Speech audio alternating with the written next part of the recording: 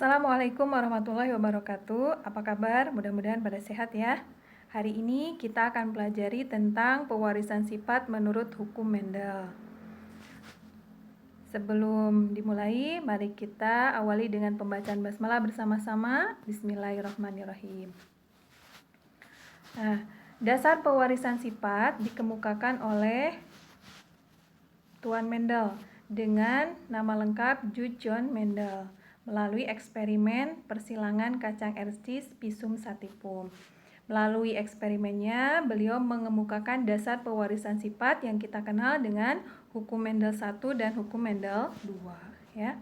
Hukum Mendel 1 dikenal dengan hukum segregasi atau pemisahan, yaitu suatu kaidah pemisahan alel secara bebas pada saat pembelahan meiosis dalam pembentukan gamet dengan pengurangan jumlah kromosom diploid menjadi haploid. Tentu kalian masih ingat pelajaran tentang pembelahan sel ada 3 macam, ada amitosis, mitosis, dan meiosis ya. Ciri khas dari meiosis yaitu adanya pengurangan jumlah kromosom pada meiosis tahap 1 ya. Nah, kemudian hukum Mendel 1 ini dapat dibuktikan pada persilangan monohibrid. Apa itu persilangan monohibrid? Mono itu satu, hibrid persilangan. Jadi, monohibrid adalah penyilangan satu sifat beda yang merupakan satu pasang alel. Seperti penyilangan pada kacang ercis bunga ungu dengan kacang ercis bunga putih, di mana ungu bersifat dominan dan putih bersifat resesif. Maka diperoleh keturunan pertamanya 100% kacang ercis berbunga ungu. Jika F1 disilangkan dengan sesamanya, maka diperoleh perbandingan fenotip F2-nya, ungu banding putih itu 3:1 atau 75% banding 25%. Bagaimana itu terjadi? Mari kita lihat bagan persilangan monohibrid berikut. P1, kacang ercis bunga ungu disilangkan dengan kacang ercis bunga putih. Ungu dan putih merupakan sifat yang nampak atau disebut fenotip. Nah, genotipnya ungu karena dominan maka diberi simbol U besar, sedangkan putih resesif diberi simbol U kecil.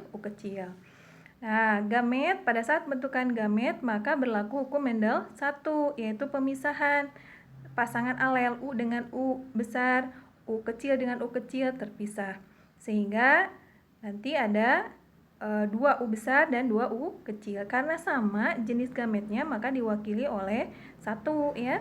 Untuk bunga ungu genotip U besar saja gametnya.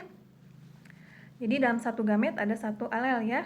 Kemudian untuk U kecil yaitu diwakili dengan U kecil. Terjadi peleburan ya antara gamet jantan dan betina, maka berlakulah hukum 2 Mendel yaitu asortasi ya. Jadi U besar menyatu dengan U kecil, bergabung dengan U kecil. Nah, itulah genotip untuk F1-nya. Bagaimana penampakannya? Karena U besar ini mewakili ungu yang bersifat dominan, maka semua fenotipnya yaitu kacang ercis berbunga ungu.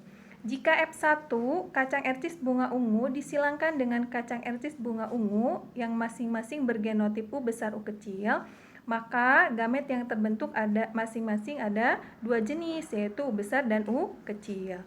Maka genotip F2-nya perbandingannya 1 U besar banding 2 U besar U kecil banding 1 U kecil. Dari mana? Yaitu dari gamet U besar ketemu dengan gamet U besar jadi U besar ya. Gamet U besar, gamet yang mengandung alel U besar ketemu dengan gamet yang mengandung U kecil jadinya U besar U kecil. Gamet yang mengandung alel U kecil ketemu dengan gamet yang mengandung U besar jadinya U besar U kecil. Kemudian gamet yang mengandung alel U kecil ketemu dengan gamet yang mengandung alel U kecil jadinya U kecil. Jadi ada 1 U besar, 2 U besar U kecil, 1 U kecil. Nah, kemudian perbandingan fenotip F2-nya 3 ungu dan 1 putih. Dari mana 3 ungu? Yaitu dari genotip yang mengandung U besar. Mana aja? 1 U besar dan 2 U besar U kecil. 1 tambah 2 jadi 3 ya. Jadi ingat hukum Mendel 1 itu dapat dibuktikan pada monohibrid dengan perbandingan penotip ya, perbandingan penotip F2-nya 3:1. Yang kedua adalah hukum Mendel 2 dikenal dengan hukum asortasi bebas ya. Yaitu apa? Suatu kaidah di mana setiap alel dapat berpasangan secara bebas dengan alel lainnya yang tidak sealel pada waktu pembentukan gamet. Dijelaskan atau dapat dibuktikan pada persilangan dihibrid. Dihibrid artinya yaitu penyilangan dengan dua sifat beda atau dua alel yang berbeda. Misalnya biji ercis keriput berwarna hijau. Berapa sifat? 2 ya, keriput dan warna hijau. Disilangkan dengan biji kacang ercis bulat warna kuning. Ya, bulat dan kuning. Bulat bersifat dominan terhadap keriput, kuning dominan terhadap hijau. Maka F1-nya semuanya kacang ercis bulat berwarna kuning ya. Bagaimana bagannya? Mari kita lihat bagan persilangannya. P1 kacang ercis biji bulat warna kuning disilangkan dengan kacang ercis biji keriput warna hijau ya. Untuk bulat warna kuning, genotipnya B besar, K besar, K besar ya. Sedangkan keriput warna hijau karena resesif kedua-duanya maka diberikan simbol huruf kecil, B kecil, K kecil, K kecil. Gamet yang terbentuk, nah, hukum Mendel 1 berlaku di sini. Terjadi pemisahan antara alel B besar dengan B besar, K besar dengan K besar. Jadinya gametnya B besar, K besar. Begitu juga dengan B kecil, K kecil, K kecil. Nah, gametnya yaitu B kecil, K kecil. Maka F1-nya bergenotip B besar, B kecil, K besar, K kecil. Nah, di sini berlaku hukum Mendel 2 ya. Asortasi bebas ya, penggabungan bebas di sini ya. B besar dengan B kecil, K besar dengan K kecil. Berapa persen? 100%. Bagaimana penampakannya?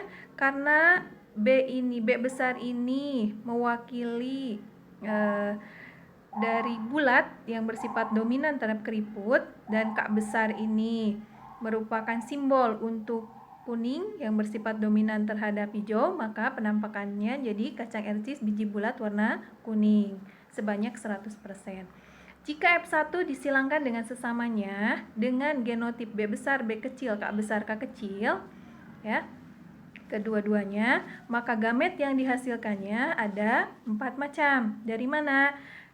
Ingat hukum Mendel 1 berlaku, B besar dengan B kecil terpisah, K besar dengan K kecil terpisah.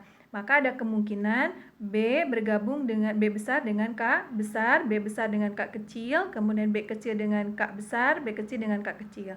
Jadi ada 4 macam gamet. Bagaimana hasilnya? Nah, untuk mendapatkan hasil dari persilangan F1 dengan F1, kalian bisa membuat tabel seperti yang ada pada modul 3. Nah, di sini saya ingin memberikan metode lain yaitu metode Garpuh atau briquet ya. Di mana kita harus ingat masing-masing monohibrid, masing-masing persilangan satu sifat beda. Misalnya bulat dengan keriput, maka genotip perbandingan genotip F2-nya 1 B besar banding 2 B besar B kecil banding 1 B kecil B kecil. Begitu juga dengan kuning ya. Perbandingan genotip F2-nya 1 K besar, 2 K besar K kecil, 1 K kecil K kecil. Maka 1 K besar, 2 K besar K kecil, 1 K kecil K kecil simpan di masing-masing perbandingan genotip dari bulat ya, yaitu 1 B besar disandingkan dengan 1 K besar, maka nanti akan menghasilkan 1 B besar K besar ya. Kemudian 1 B besar ketemu dengan 2 K besar K kecil, jadinya 2 B besar K besar K kecil. 1 B besar ketemu 1 K kecil, maka hasilnya nanti 1 B besar K kecil dan seterusnya ya. Nah, ini yang disebut dengan metode briquet atau Garpuh. Jadi ada cabang-cabang, satu bercabang-cabang gitu ya. Sehingga inilah perbandingan genotip F2 di hibrid. 1 B besar K besar banding 2 B besar K kecil banding 1 B besar K kecil banding 2 B besar K besar banding 4 B besar K kecil banding 2 B besar B kecil K kecil banding 1 B kecil K besar banding 2 B kecil K besar K kecil banding 1 B kecil K kecil.